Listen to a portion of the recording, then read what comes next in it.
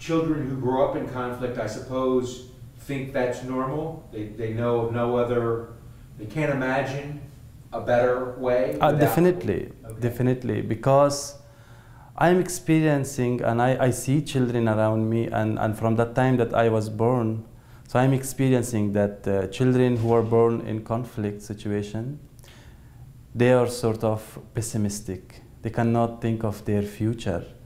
If they don't receive good support from their parents at the early ages, if they don't get supports from their families, or if the family do not give them hope for the future, so they will be very pessimistic.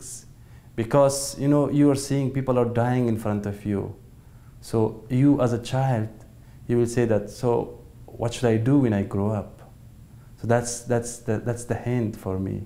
So these are the things that which affect you to become a hopeful person in future. But if you have a good parents around you, if you have a good family around you, they are supporting you, then your mind would be changed.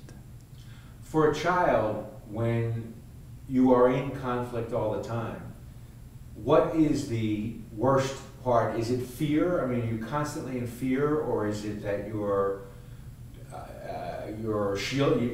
bored because you can't travel freely and go out and play as other children would? What do you think is the most, because I don't think most people, me especially, but most people watching this would really understand what it must be like for a child.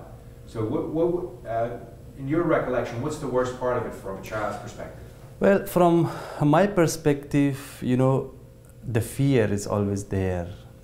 Like, for example, if you hear the sound dum, so you always shock. In the other parts of the country, we see the children. When you make a sound of dum or something like this, it's not a surprise for the child. Child will just see. But for the people who have gone through this conflict, so when you do this kind of sounds, it's a shock for them.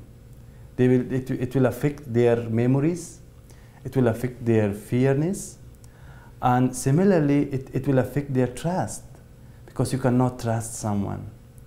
Like at the environment where I was grown up, we had many people around us, but to some extent, we were not permitted to communicate with them. We were not permitted to work with them, to play with them.